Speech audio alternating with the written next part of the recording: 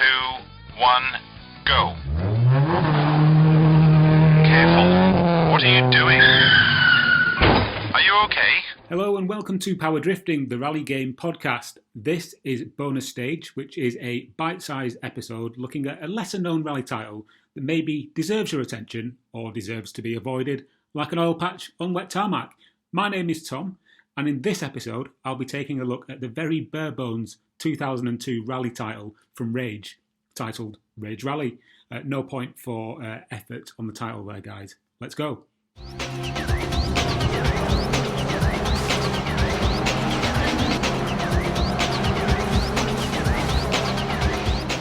So, Rage Rally then. This game was released in 2002 for the PC, although Wikipedia will tell you that it was released in 2000.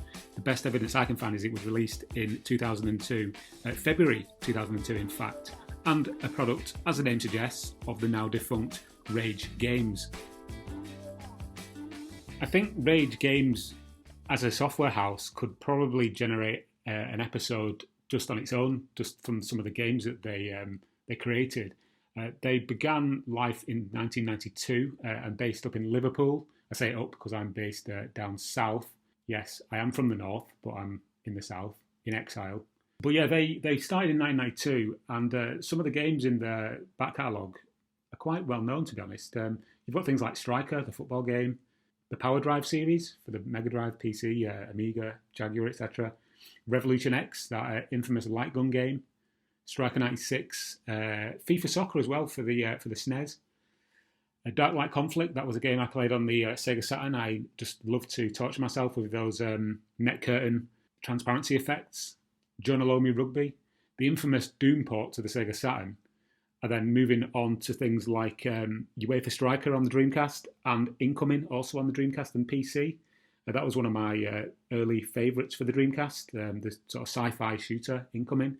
But yeah, Rage, they released this game in 2002, and it's a bit of an odd one because it's a very bare bones game. There's just not a lot to it, to be honest, and I'll talk about that in a little while. But let's first of all talk about what we do get with Rage Rally as opposed to what we don't get.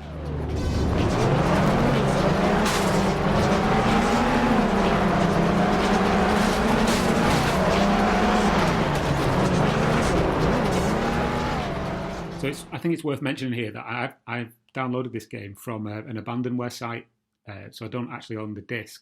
But what you do get, or what you would have gotten on the disc, is very, very thin on the ground. So basically, all you get is two cars, which are not real vehicles. They're called the Rage Phantom 4-wheel drive 300 bhp. That's the blue one that looks a little bit like the Colin McRae Subaru Impreza.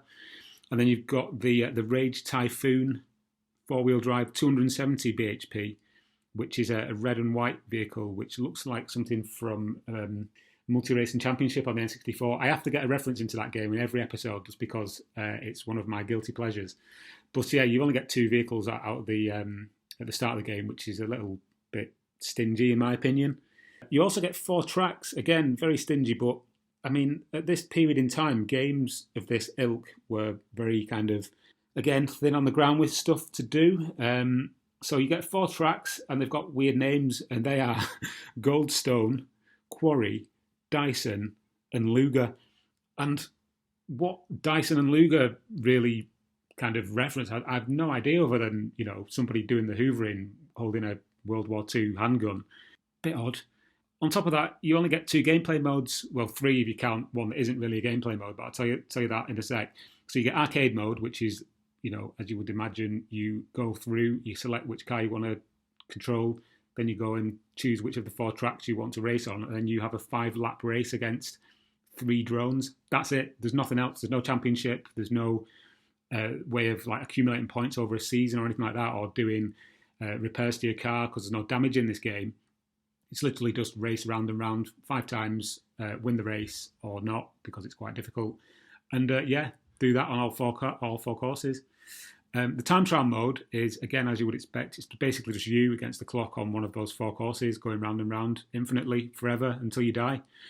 And there's not really a great deal more to do. The third mode that I alluded to earlier is not really a gameplay mode. It's called Demo, and it's basically just like a replay. You hit the demo option, choose which course you want it to show you, and then 4 cars just race around and bounce endlessly off the sides of the courses, flying through the air in some places. And it's quite entertaining, to be honest, to watch the AI do its best to try to destroy these indestructible vehicles. But yeah, why they included a demo mode, I don't know. Although I do have a theory. Why they may have included this. And that is, just due to just how little there is in this game, could this have been like a tech demo? I can't find any evidence of that. I don't know if this was... I know that it was a budget release, and it smacks very much of one of those titles from around this period that would have come bundled with a graphics card, for example.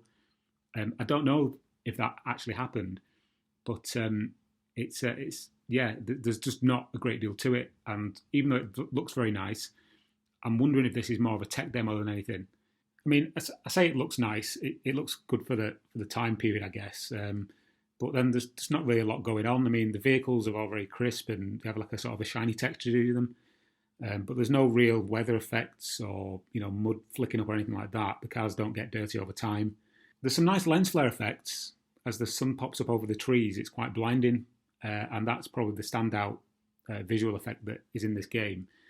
Also, each of the courses does have its own kind of environment. So Quarry, as you would imagine, is set in a quarry. Goldstone, I think, is called Goldstone because the sun's setting and everything looks kind of like orangey.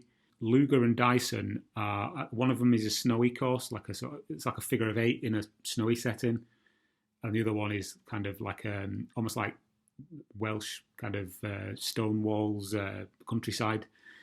So you've got some variation in the environments, but yeah, I'm really struggling to find things to talk about because there's so little to this game. The sound is okay. The vehicle noises are quite acceptable. There's no co-driver as such. The music is quite terrible and doesn't really fit the style of game. And again, I keep repeating myself, there's not a lot to do. There's 2 vehicles, 2 play modes and 4 tracks, so there's no real longevity. I suppose one positive to this game that stands out above everything else is that the 2 vehicles on offer do handle pretty well. You do get a feeling that they handle slightly differently on different surfaces. So you've got like road, snow, mud. And it's quite easy to sort of drift them around corners. And the 2 different views, or rather the 3 different views, there's 2 in-car views and 1 external view. They're all perfectly usable. It's just very unremarkable.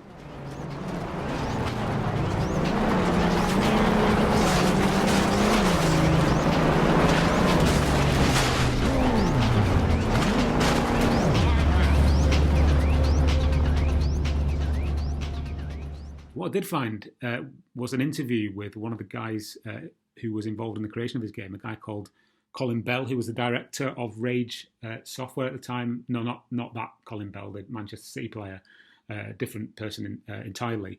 But in an interview with IGN from 2000, he explained that the game would feature up to 10 vehicles, which it doesn't, and incorporate player garages, which it doesn't, and online clubs and leaderboards, again, which it doesn't. And I find this especially interesting because, as I say, none of those things were in Rage Rally. But here's the tenuous link, people. These features did make it into Drive Club. You're probably thinking, what's Drive Club got to do with this? Well, people who made Rage Rally, who worked for a software company called DID, which was like a subsidiary of Rage and was later subsumed by Rage, they went on to form Evolution Studios, which then in turn went on to create games like Drive Club. And in this interview, you can find it on IGN, it's from 2000. Colin Bell, he does explain some of the stuff which does sound a lot like features that were then put into Drive Club, 14 years later. I could be clutching at straws here, I usually am. But I just thought that it was quite telling that this stuff went all the way back to what was planned for Rage Rally, or I assume was planned for Rage Rally, but never made it into the game. So yeah, that is Rage Rally. This is a very short episode because it's a very short game and there's not a lot to it. But it's an interesting glimpse into the past and it's worth a play if you can find it. It's on abandonware.com, I think it is, My Abandonware. You can find it on there, download it. You can play it on Windows 10 fairly easily. So yeah, if you've got a spare 10 minutes, it's worth giving it a go just to see what a very basic budget rally release from 2002 looks like. We have got a full-length look at V Rally 4 coming up in the near future. That'll be with myself and my regular co-driver, Mike. But until then, if you'd like to give us a follow, find us on Twitter at PowerDriftingPod. You can find us on the internet at www.powerdriftingpodcast.com and on all of your favourite podcatchers. Please do give us a rating or a like if you want to. Or you can also find us on YouTube as well. I know that some people like to put YouTube videos on while they're doing other stuff, so you can find our episodes on there now as well. And until next time, goodbye. Finish!